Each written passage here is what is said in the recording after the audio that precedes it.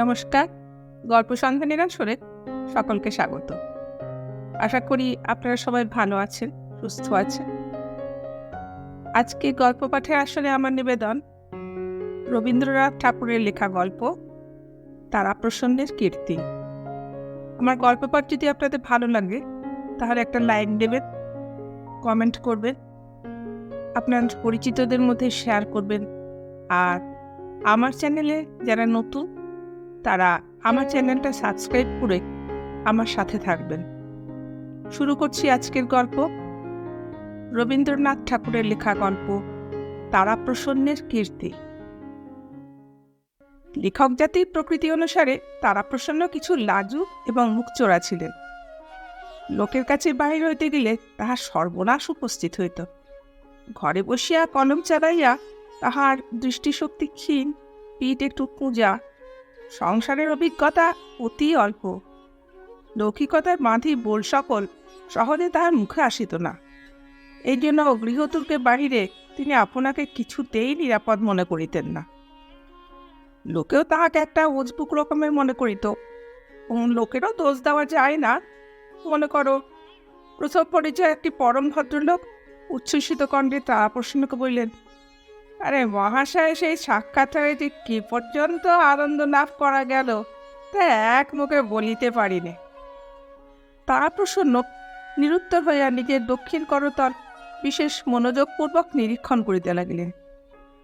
হঠাৎ সে নীরবতার অর্থ এইরূপ মনে হয়, তা তোমার আনন্দ হয়েছে সেটা খুব সম্ভব বটে, কিন্তু আমার যে আনন্দ হয়েছে এমন মিথ্যা কথাটা কি করে মুখে উচ্চারণ করব তাই ভাবছি।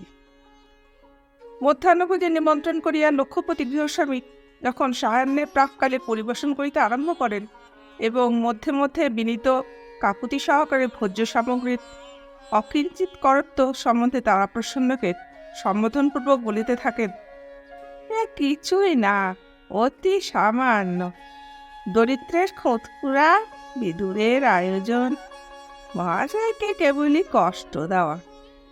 তারাপ্রসন্ন চুপ করিয়া থাকেন, যেন কথাটা এমনই প্রামাণিক যে তাহার আর উত্তর সম্ভবে না।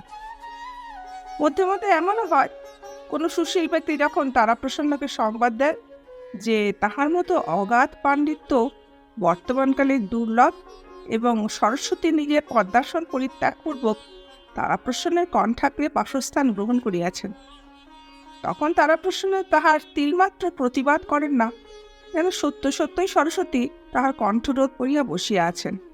তারাপ্রসন্নের এইটি জানা উচিত যে মুখের সামনে যাহারা প্রশংসা করে এবং পরের কাছে যাহারা আত্মনিন্দায় প্রবৃত্ত হয়, তাহারা অন্যের নিকট হইতে প্রতিবাদ প্রত্যাশা করিয়াই অনেকটা অসংকোচে অত্যুক্তি করিয়া থাকে। অপরপক্ষ আগাগোড়ার সমস্ত কথাটা যদি অম্লান বদনে গ্রহণ করে, তবে বক্তা আপনাকে প্রতারিত জ্ঞান করিয়া বিষম ক্ষুব্ধ হয়। এইরূপ স্থলে লোকে নিজের কথা মিথ্যা প্রতিপন্ন হইলে দুঃখিত হয় না। পরের লোকের কাছে তারাপ্রসন্নের ভাব অন্যরূপ। এমনকি তাহার নিজের স্ত্রী দাক্ষায়ণীও তাহার সহিত কথায় কাটিয়ে উঠিতে পারেন না। গৃহিণী কথায় কথায় বলেন, না না, আমি হার মানলাম, আমার এখন অন্য কাজ আছে। বাগযুদ্ধের স্ত্রীকে আত্মপক্ষে পরাজয় স্বীকার করাইতে পারে এমন ক্ষমতা এবং এমন সৌভাগ্য কয়জন স্বামীর আছে? তারাপ্রসন্নের দিন বেশ কাটিয়া যাইতেছে।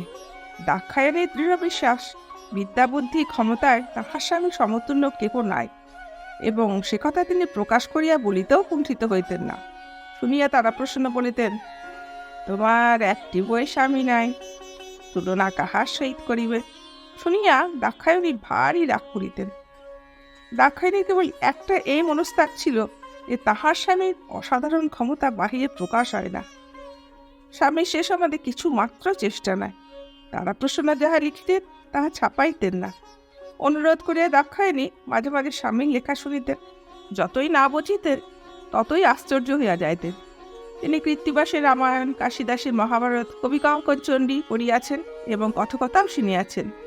সে সমস্ত জনের মতো বুঝা যায়, এমনকি নিরক্ষর লোকও অনায়াসে বুঝিতে পারে। কিন্তু তাহার স্বামীর মতো এমন সম্পূর্ণ দুর্বোধ হইবার আশ্চর্য ক্ষমতা তিনি ইতিপূর্বে কোথাও দেখেন নাই। তিনি মনে মনে কল্পনা করিতেন, এই বই যখন ছাপানো হইবে এবং কেহ এক অক্ষর বুঝিতে পারিবে না, তখন দেশশুদ্ধ লোক বিস্ময়ে কিরূপ অভিভূত হইয়া যাইবে। হস্তবার করিয়া স্বামীকে বলিতেন, এসব লেখা ছাপাও। স্বামী বলিতেন, বই ছাপানো সম্বন্ধে ভগবান মনু স্বয়ং বলে গেছেন, প্রবৃত্তিরে সাবধারাং নিবৃত্তস্যু মহাফলা। তারা প্রসন্নে 4টি সন্তান, 4টি কন্যা। দাক্ষায়ণী মনে করিতেন সেটা গর্ভধারিণীর অক্ষমতা। এই জন্য তিনি আপনাকে প্রতিভা সম্পন্ন স্বামীর অত্যন্ত অযোগ্য স্ত্রী মনে করিতেন।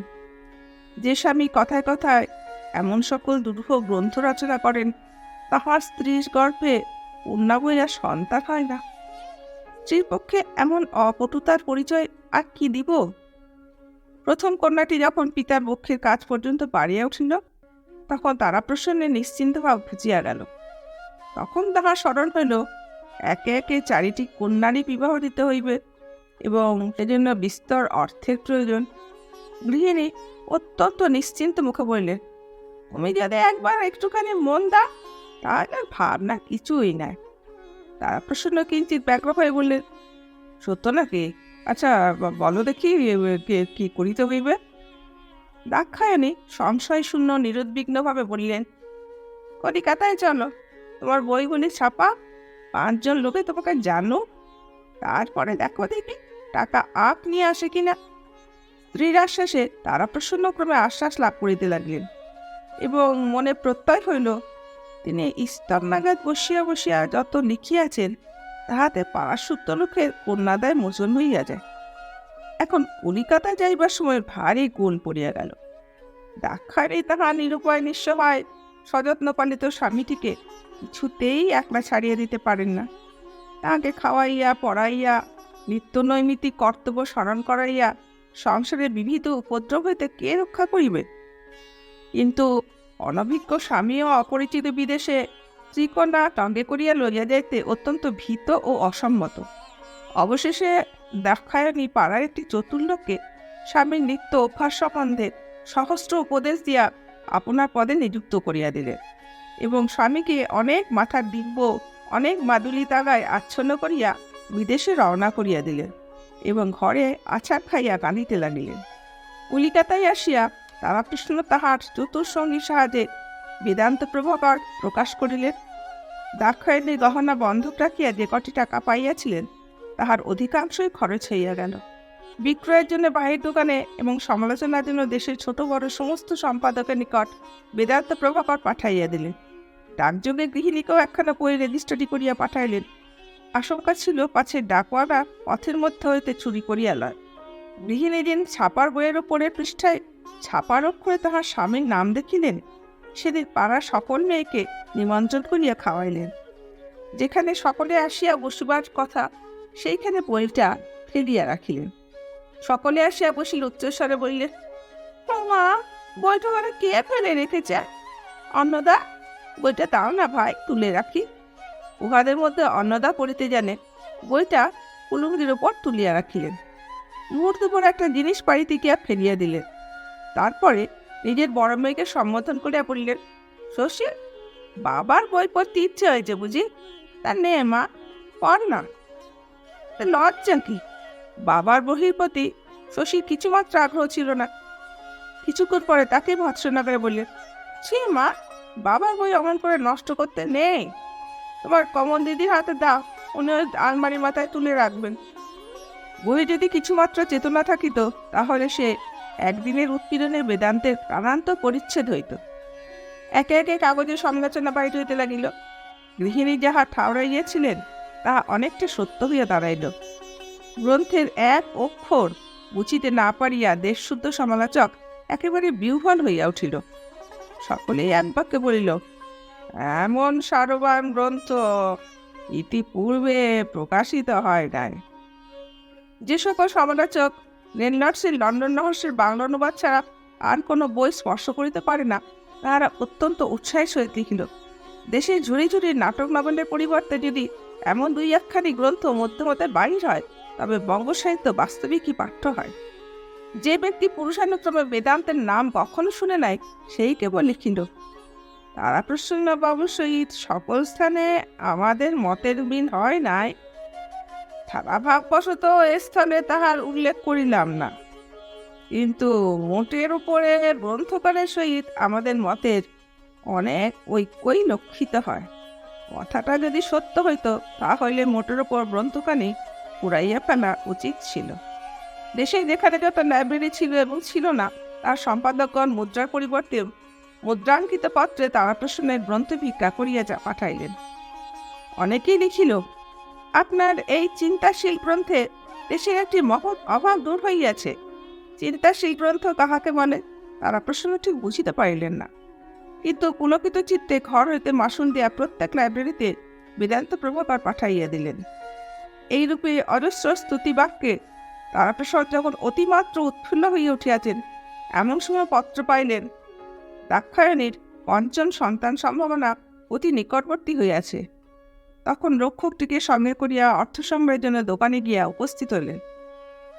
সকল দোকানদার একবাক্যে বলিল, একখানা বইও বিক্রয় হয় নাই।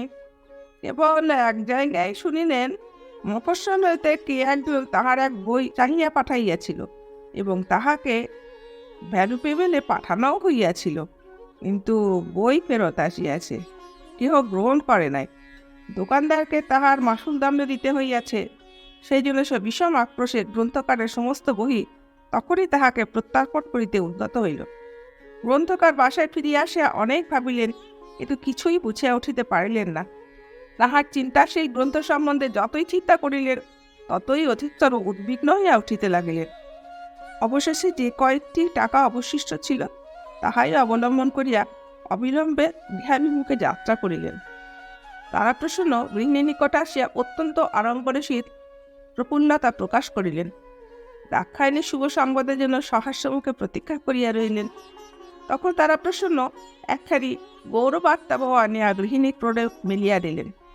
পাঠ করিয়া তিনি মনে মনে সম্পাদকের অক্ষয় ধনপুত্র কামনা করিলেন এবং তাহার লেখনের মুখে মানসিক পুষ্পচন্দন অর্ঘ্য উপহার দিলেন। পাঠ সমাপন করিয়া আবার স্বামীর মুখে দেখে চাহিলেন। স্বামী তখন নবপ্রভাত আনিয়া খুলিয়া দিলেন। পাঠ করিয়া আনন্দ বিহ্বলা দাক্ষায়ণী আবার স্বামীর মুখের প্রতি প্রত্যাশাপূর্ণ স্নিগ্ধ নেত্র উত্থাপিত করিলেন। তখন তারাপ্রসন্ন একখণ্ড যুগান্তর বাহির করিলেন। তাহার পর ভারত ভাগ্যচক্র, তাহার পর শুভ জাগরণ, তাহার পর অরুণালোক, তাহার পর সংবাদ তরঙ্গভঙ্গ, তাহার পর আশা, আগমনী, উচ্ছ্বাস, পুষ্পমঞ্জরী, সহচরী, সীতা গেজেট, অহল্যা লাইব্রেরির প্রকাশিকা, ললিত সমাচার, কোটাল, বিশ্ববিচারক, লাবণ্যলতিকা। হাসিতে হাসিতে গৃহিণীর আনন্দাশ্রু পড়িতে লাগিল। চোখ মুছিয়া আরেকবার স্বামীর কীর্তিরশ্মি সমুজ্জ্বল মুখের দিকে চাহিলেন। স্বামী বলিলেন, এখনো অনেক কাজ বাকি আছে। দাক্ষায়ণী বললেন, বিকেলে দেখিব, এখন অন্য খবর কি বলো? তারাপ্রসন্ন বললেন, এবার কলিকাতায় গিয়া শুনিয়া আসিলাম লর্ড সাহেবের মেয়ে একখানা বই বাহির করিয়াছে, কিন্তু তাহাতে বেদান্ত প্রভাকরের কোনো উল্লেখ করে নাই। দাক্ষায়ণী বললেন, আহা, ও সব কথা নয়, আর কি আনলে বলো না। তারাপ্রসন্ন বলিলেন, কতগুলো চিঠি আছে।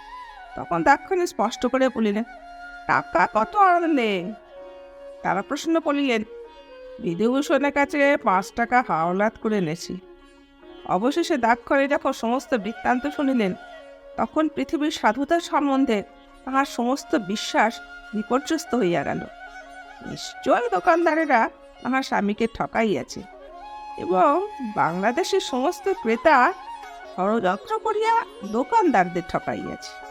অবশেষে সহসা মনে হলো, যাহাকে নিজে প্রতিনিধি করিয়া স্বামী সহিত পাঠাইয়াছিলেন, সে বিধুভূষণ দোকানদারদের সহিত তলে তলে যোগ দিয়াছে এবং যত বেলা যাইতে লাগিল, ততই তিনি পরিষ্কার বুঝিতে পারিলেন ও পাড়ার বিশ্বম্ভর চাটুর্যে তাঁর স্বামীর পরম শত্রু। নিশ্চয়ই এই সমস্ত তাহারই চক্রান্তে ঘটিয়াছে। তাই বটে, যেদিন তাঁর স্বামী কলিকাতায় যাত্রা করেন, তাহার 2 দিন পরে বিশ্বম্ভরকে বক্তলায় দাঁড়াইয়া কানাই পানের সহিত কথা কহিতে দেখা গিয়াছিল। কিন্তু বিশ্বম্ভর মাঝে মাঝে প্রায়ই কানাই পানের সহিত কথাবার্তায় কয় গেছি না, এই জন্য তখন কিছু মনে হয় না, কোন সমস্ত জলের মতো বোঝা যাইতেছে। এদিকে দাক্ষায়ণীর সাংসারিক দুর্ভাবনা ক্রমেই বাড়িতে লাগিল।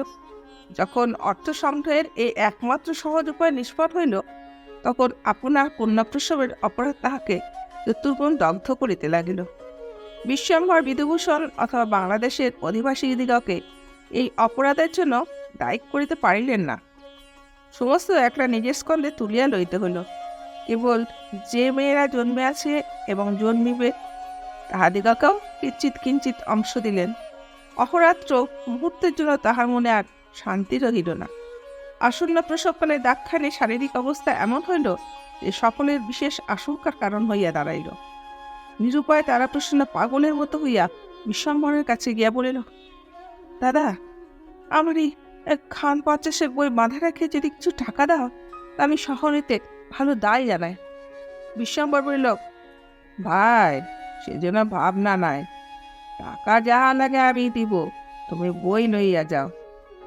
এই বলিয়া কানাই পালের সহিত অনেক বলাকহা করিয়া কিঞ্চিৎ টাকা সংগ্রহ করিয়া আনিল এবং বিধুভূষণ স্বয়ং নিজে হইতে পাথিও দিয়া কলিকাতা হইতে ধাত্রিয়া নিল।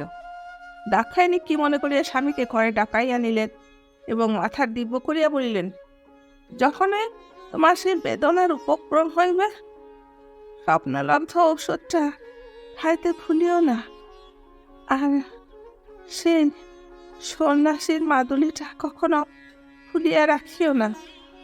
আর এমন ছোটখাটো অসহস্র বিষয়ে স্বামীর দুটি হাত ধরিয়া অঙ্গীকার করাইয়া লইলেন। আর বলিলেন, বিধুভূষণের উপর কিছুই বিশ্বাস নাই, সেই তার স্বামীর সর্বনাশ করিয়াছে। নতুবা ঔষধ মাদুলি মাথার দিব্য সময় তার সমস্ত স্বামীটিকে তাহার হস্তে দিয়া যাইতেন। তারপর মহাদেবের মতো তাহার বিশ্বাসপ্রবণ ভোলানাথ স্বামীটিকে পৃথিবীর নির্মম কুটিলবুদ্ধি চক্রান্তকারীদের সম্বন্ধে বারবার সতর্ক করিয়া দিলেন। অবশেষে চুপি চুপি বলিলেন, দেখো, আমার যে মেয়েটি হইবে, সে যদি বাঁচে, তার নাম রাখিও বেদান্ত প্রভা। তারপরে তাকে শুধু প্রভা বলিয়া ডাকিলে চলিবে। এই বলিয়া স্বামীর পায়ের ধুলা মাথায় লইলেন। মনে মনে কহিলেন, তেমন কন্যা জন্ম দেওয়ার জন্যই স্বামীর ঘরে আসিয়াছিলাম, এবার বোধহয় সাপদ গুছিল। রাত্রি যখন বলিল, মা, একবার দেখো মেয়েটি কি সুন্দর হয়েছে, মা একবার চাহিয়া নেত্র নিমীলন করিলেন, বিদুষণে বলিলেন, বেদান্ত প্রভা। তারপরে ইহর সঙ্গে আর একটি কথা বলিবারও অবসর পাইলেন না। নমস্কার, আজকের গল্পপাঠ এখানেই শেষ করলাম। সকলে ভালো থাকবেন।